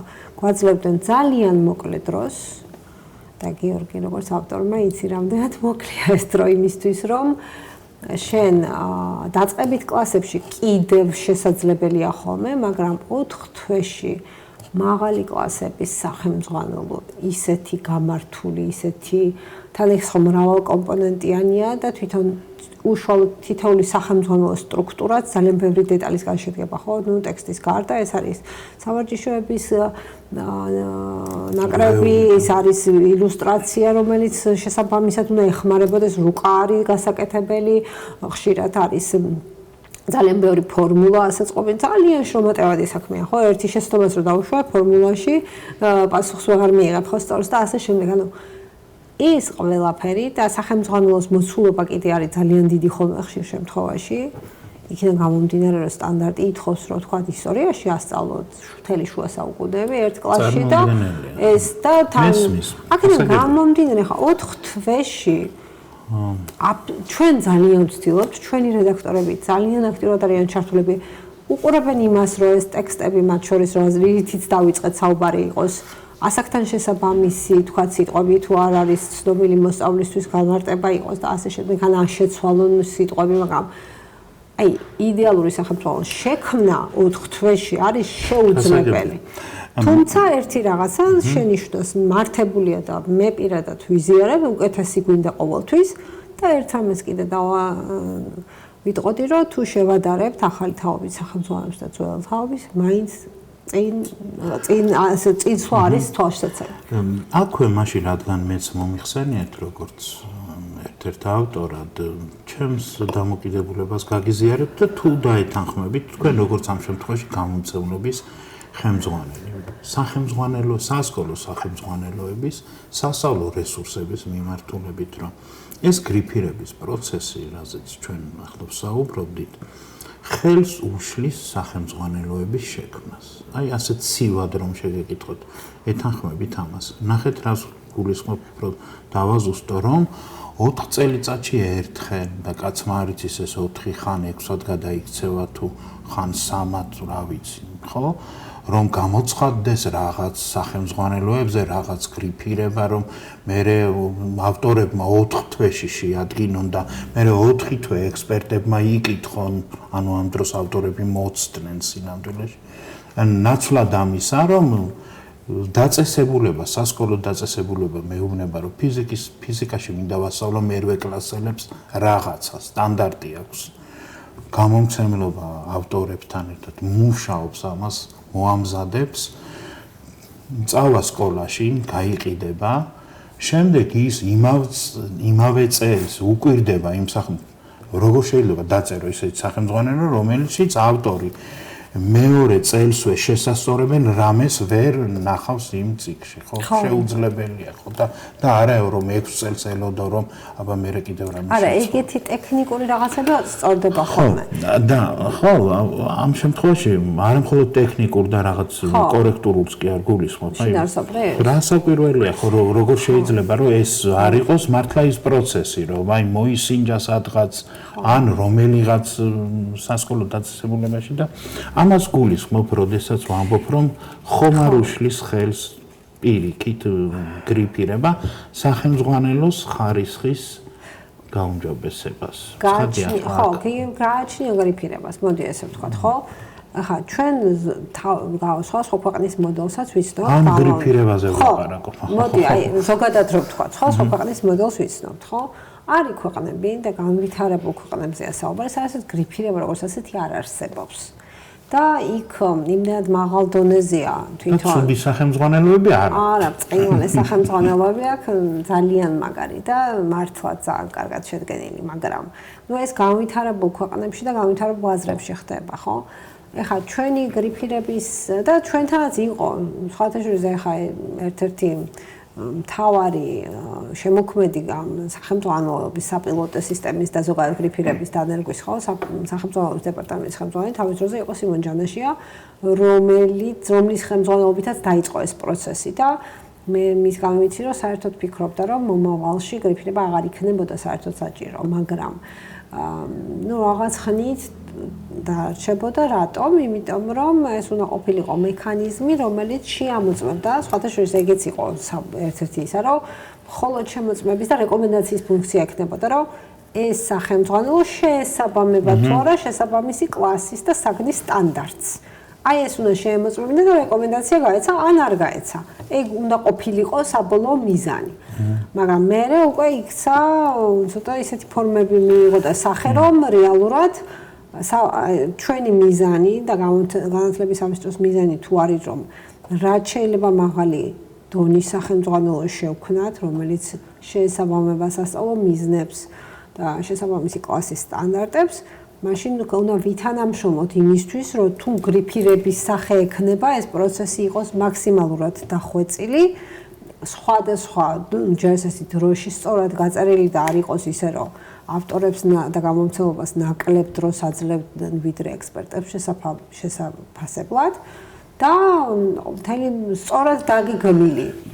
ამ შემთხვევაში რა თქმა უნდა, შეიძლება შედეგი გაცილებით უკეთესი დაიდოს. სხვათა შორის, აი ცალკე გადაცემა კი არა, ცალკე რაღაცა შეიძლება კვლევებიც კი უნდა მიეძღვნას იმ პროცესს, რასაც ჩვენ დღეს გრიფირებას უწოდებთ და რა გზასაც გადის მოკლედ თითოეული სახელმძღვანელო. ძალიან საინტერესო რაღაცას გეტყვით და მე გაგიზიარებ.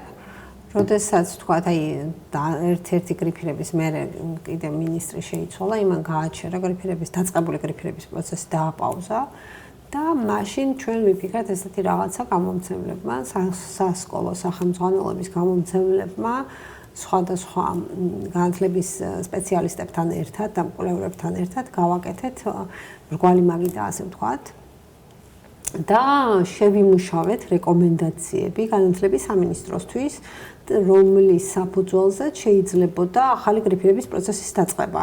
იმიტომ რომ მაშინ ახალი მინისტრი დაინიშნა, აღარ ვიცი რომელი იყო, მაგრამ გაჟღერდა რომ აი სხვანაირი ვაპირებთ რომ ცვლილება შევიტანოთ და ბევრი ვიმსჯელეთ, ნახეთ რა ხარვეზები აქვს, მათ შორის ავტორების მოსაზრებაც მოვისმინეთ და იმის საფუძველზე შევიმუშავეთ 7 რეკომენდაცია, რომელიც მერე ვებსაიტის სახით გამათავსეთ ონლაინ არის ხელმისაწვდომი და 7, 9 და 12 რეკომენდაციების ხო იცი ჩვენ გვეში მიახო. არ ვიცი ხა ძალიან მარტივი რეკომენდაციებია, ფაქტია რომ ჩვენ საქმიანი ასე. ხო, ჩვენ ვეუბნებით რომ თუ შენ გინდა რომ აი ეს იყოს ასეთი, მაშინ უნდა გაკეთდეს ეს, ხო? აი ესეთი ტიპის რა გამოწვევებია არსებული, აი მათ შორის ეს ტექსტები, ხო? იყო ერთ-ერთი რაღაც ხარისხის თუ გინდა კარგი იყოს, უნდა გააკეთდეს ეს და ეს.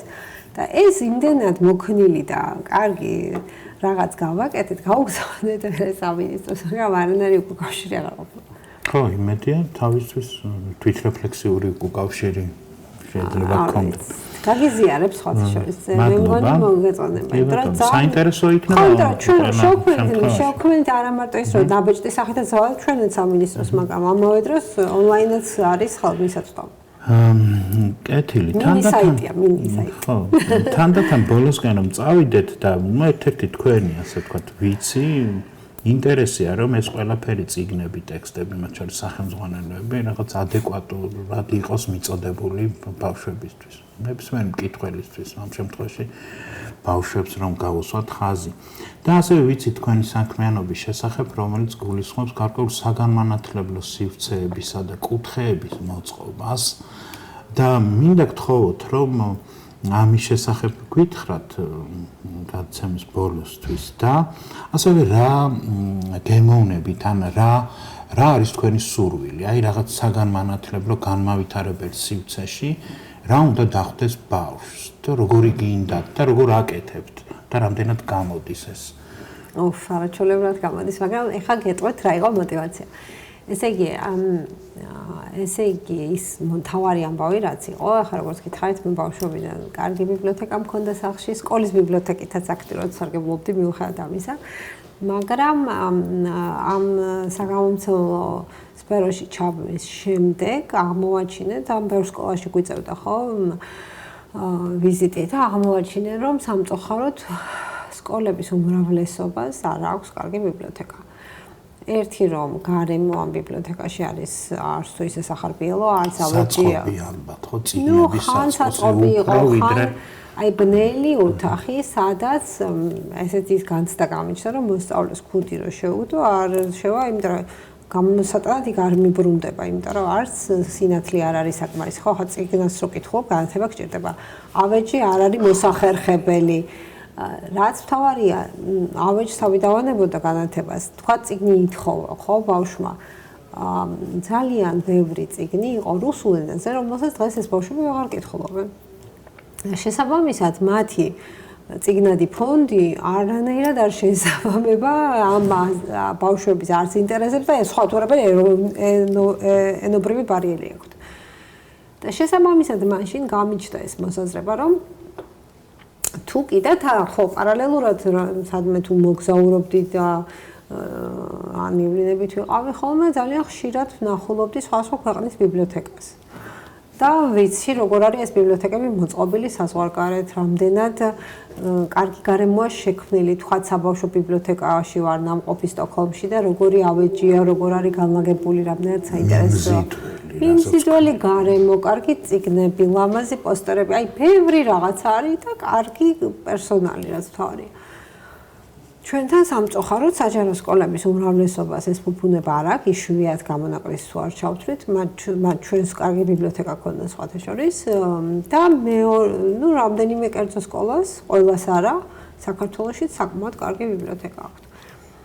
და მაშინ გამიჩნდა ეს იდეა, რომ აი რა მოხდება ახლა, ჩვენი ინტერესია, რომ რაც შევა ბევრმა ბავშვმა შეიყვაროს კითხვა და გამომცემლობა ამისათვის ცალკე პროგრამებს მარტო ჩვენ არა, სხვა გამომცემლებიც, ჩვენი კოლეგები უამრავ პროექტს ახორციელებთ სხვადასხვა სახით, ყველაზე წიგნიერი მათ შორის რაღაც კონკურსების პროექტი და ასე შემდეგ, მაგრამ აი ამ სკოლების დათვალიერებისას გამიჩნდა ეს აზრი, რომ რა იქნება თუ კი ბავშვს შევთავაზებთ შესაბამის გარემოს და კარგ წიგნებს იმისათვის, რომ შეიძლება მეტი ბავშვი დაინტერესდეს ბიბლიოთეკით ისარგებლოსთან, მით უმეტეს მაღალმთიან რეგიონებში, ან რეგიონებში ზოგადად მაღაზიებიც არ არის ყველგან, ხო?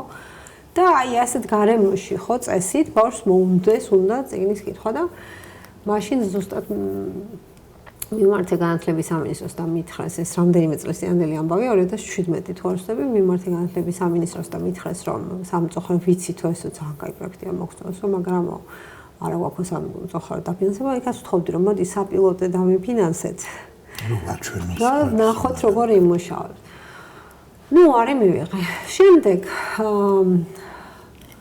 ერთ-ერთ კომპანიას მიმართე Georgian Water and Power ისინი ახორციელებდნენ პროექტს მესტიაში და აინტერესებდათ რამეს ესე იგი საზოგადოებისთვის სასარგებლო პროექტი იყვნენ დაინტერესებულები და არჩილ გაჩეჩილაძე იყო თავმჯდომარე გამგეობის და წარუდგინეთ რამდენიმე პროექტი, მათ შორის ერთ-ერთი იყო ბიბლიოთეკა, სკოლის ბიბლიოთეკის თანამედროვე სივრცის მოწყობა.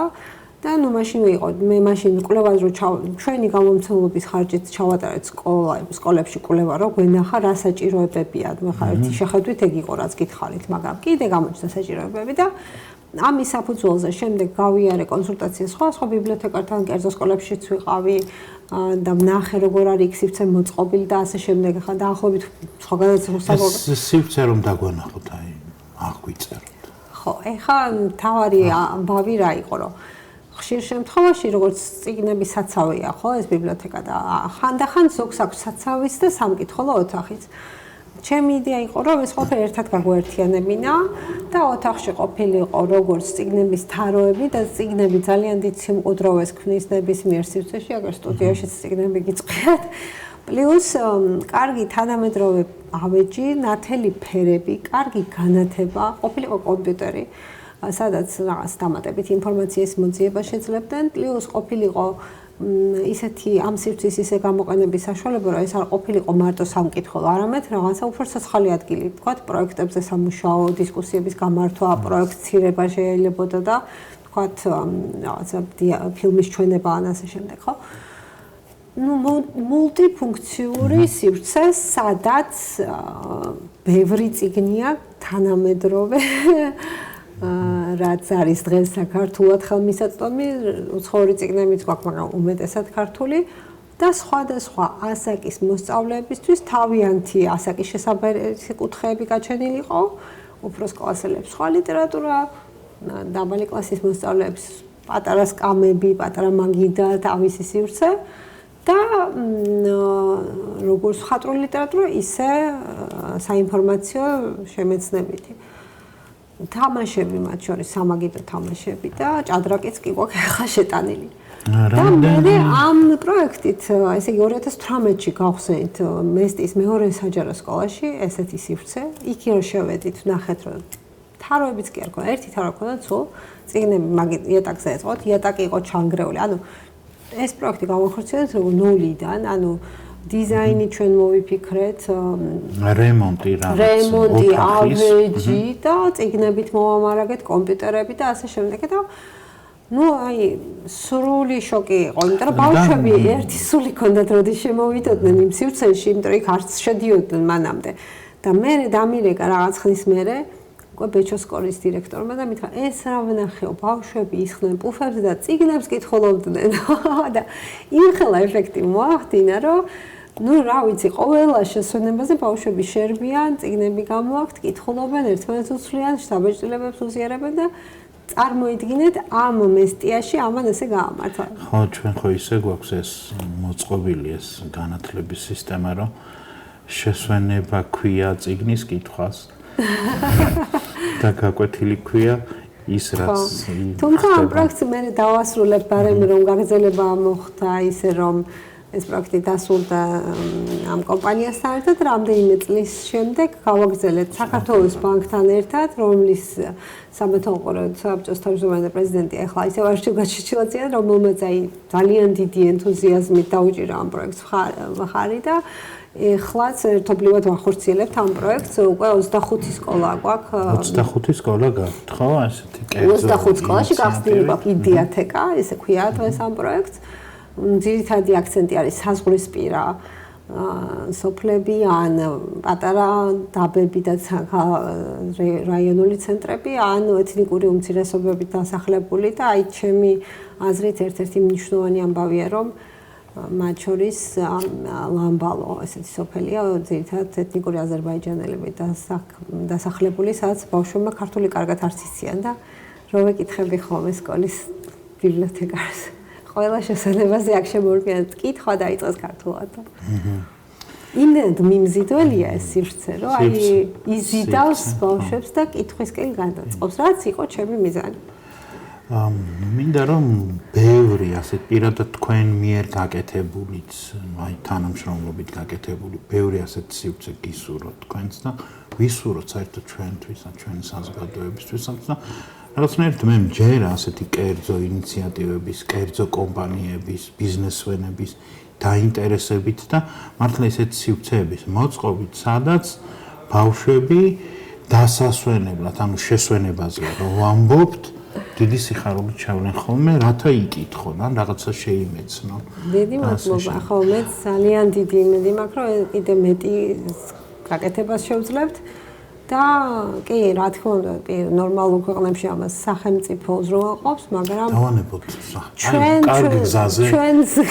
გზაზე ვდგავართ, საქართველოს ბანკი. ხო, უფრო მეტი განათლების ინვესტორი ვისურვოთ. ხო, და განათლების ხელშემწყობია დიდწილად და შესაბამისად ძალიან კარგი პარტნიორია ამ პროექტში. ძალიან დიდი მადლობა. მინდა გადაგიხადოთ საინტერესო გულიანი საუბრისთვის. დიდი მადლობა თქვენ მოწვევით. დიდი წარმატება. მეგობრებო, ეს იყო თინა მამულაშვილის სკოლა. დაელოდეთ შემდეგ სკოლას.